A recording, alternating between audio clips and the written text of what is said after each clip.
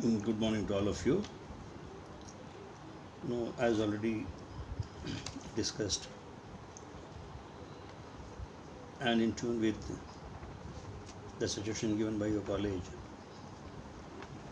I would like to continue our lectures on corporate restructuring by means of these videos and a lot of notes and other important videos done by other professionals by WhatsApp, etc. Now, before we move on to the subject proper, we just try to understand what all is our responsibility, because as I have always been saying from the beginning, it is important for you to understand the total requirement of each module, what all it contains, what all we need to study, and then probably go step by step. So in that direction, if we have to understand our total responsibility or the syllabus as it is contained in module 3, it mainly deals with two things which I have already explained earlier also on the WhatsApp, and I have sent few important video links also to my students to go through and understand it all by themselves. The first important part is the valuation part, and the second important part is the due diligence part. Now first we look at the valuation side. On the valuation side, what we need to understand is what exactly do you mean by valuation? In a corporate restructuring scenario, in a scenario of merger or acquisitions, what importance does valuation carry, and what valuation is all about? How many different types of valuations are there? What different aspects of valuation do we need to study? What are the various aspects that need to be taken into account or taken into consideration at the time of valuation? All these things we are going to study, and we are also going to study different methods of valuation. And then finally, once you have arrived at right valuation acceptable to both the parties in a transaction of acquisition or a merger, then we also understand the different types of financing of this merger or acquisition. This is one part of it. And going further, before the valuation is done or before the whole process of valuation is complete, it is very, very essential for both the parties it is in the interest of both the parties to have a proper due diligence of the target company done in a very systematic way, in a very comprehensive manner, covering all the aspects that will give you or lead you to a scientifically best valuation.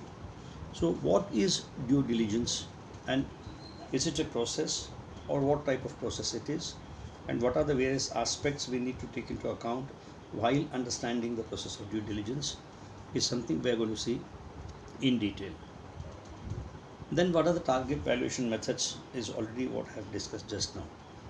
Then subsequently it is determination of stock exchange ratio. So whenever any financing of a merger or acquisition happens, it need not always be a cash deal where the target company owners get the entire consideration in terms of cash. The purchase consideration or the target valuation, which in other words means, need not always be met 100% out of cash.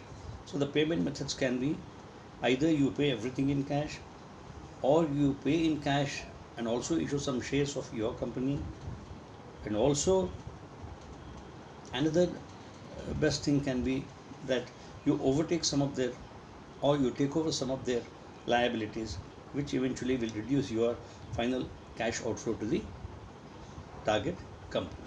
So there are various means of financing a merger or a acquisition. Clear? So whenever we decide, or whenever the acquiring company decides that the purchase consideration or the valuation or the total value of the company or the assets or both need to be met by means of issue of shares, it becomes essential for us to understand the stock exchange ratio. There's something called stock exchange ratio. In simple words, stock exchange ratio means the number of shares that the target company shareholders will get for each of those shares in exchange to the shares of the acquiring company. It's an exchange of, say, let's say for example for every 5 shares of a target company, 1 share of the acquiring company shall be issued. So the ratio here shall be for every 5 shares of the target company, 1 share of the acquiring company shall be given.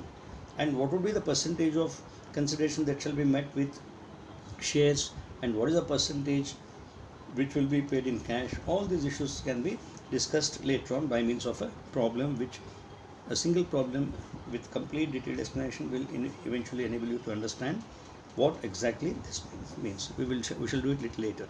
Now we also have to understand what a book value is. What is a book value?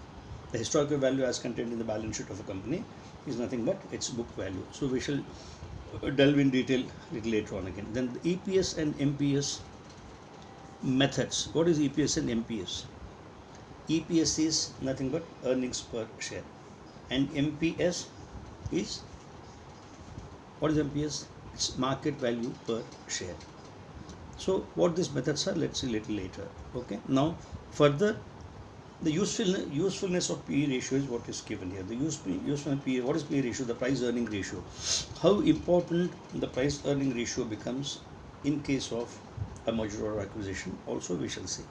Then the methods of payment, as we have just seen, it can be in cash or partly in shares, partly in cash, and partly by means of any other arrangement that the target company and the acquired company might decide between themselves. Okay, then the legal process of merger in India is also covered in this particular module. So after we understand the due diligence process, after we understand how contracts happen between the target company and the acquiring company in respect of let's say sample transaction, how the payments are to be made and what are the different types of payment, and before the valuations are arrived at, how the due diligence process will happen. After all these things are seen, then the next important aspect that need to be seen in respect of corporate restructuring is the legal process of mergers in India. The legal process of mergers in India. So what are all the legal formalities that are required to be completed or complied with by the target company and also the acquiring company is extremely important. So the legal process or the entire gamut of laws that become applicable to both the companies, that is the target and the acquirer company, and what sort of compliance is expected of these companies is also to be studied in this module. Then merger failures. What does a merger failure mean? A merger failure basically means most of the times whenever any merger or acquisition happens, as we already have seen in the first 2 modules, there is a lot of value creation that is expected from, there is a lot of value creation that is expected by the acquirer company from the target company. I mean, independently probably they are not able to reach the best of it maximization to their shareholders, but when they come together or when they merge or when one company acquires the other company, post merger or the post acquisition scenario, it is always felt that the overall value of the company, overall performance of the company, overall delivery system of the company in terms of maybe improvement in the quality of the product or improvement in the markets or improvement in the overall financial position of the company, any of these, we can talk of a host of advantages that might arise post merger or acquisition. But however, there is no guarantee really that each of these mergers or acquisitions will always be successful and give you the outcome that you expect when you decide to go for a merger or an acquisition. So there are quite a lot of instances in the past, in the history of business in India as well as the global history. If you look at the merger and acquisitions, there have been a lot of instances where the mergers or the acquisitions have failed to deliver the required results that were expected at the time of merger or acquisition. So what are the key reasons why these merger failures occur? Okay, then what does a merger failure mean? What are the reasons? And is there a strategic way to control the merger failures? And what are the methods of analysis? What are the methods of analysis of post-merger performance? Then analysis of merger trends and failures in India is also something you need to study.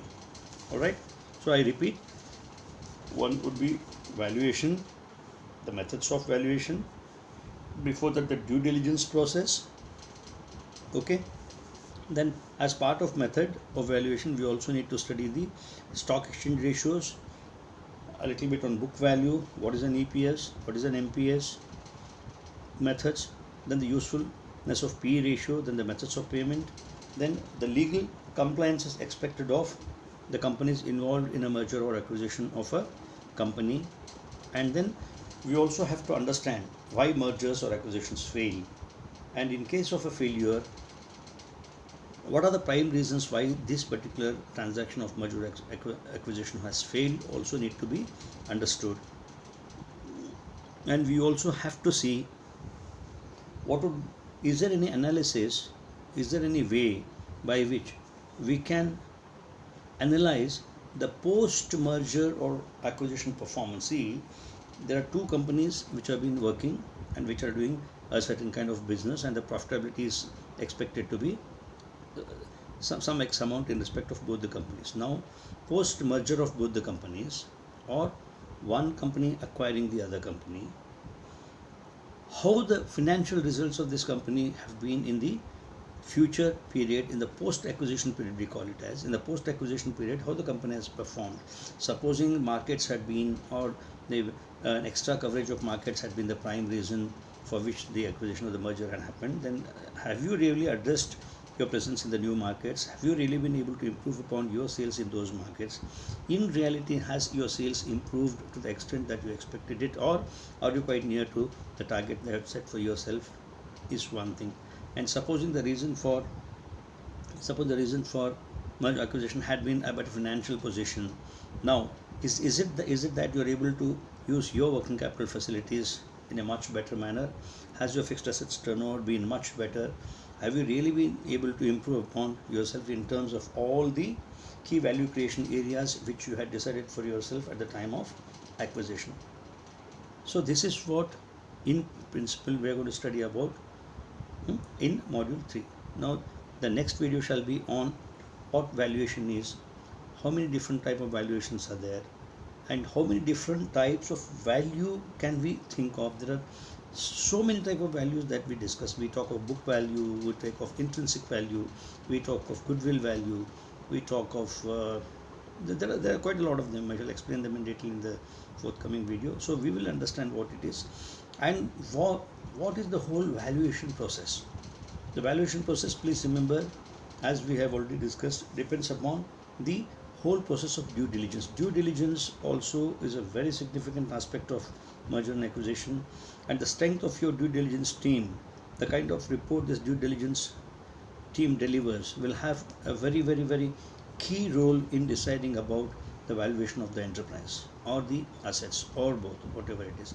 And what is the distinction between valuation of business assets and valuation of the company, or both, means we shall study quite immediately in the subsequent video. So this is what is the total responsibility of all of you in terms of module 3 of corporate restructuring for your examination. So please understand, as I have been often telling, this subject is a subject of immense practical importance for you, and there's a lot that you need to learn, and every time you get into a case of a merger acquisition, there are a few new things for you to learn.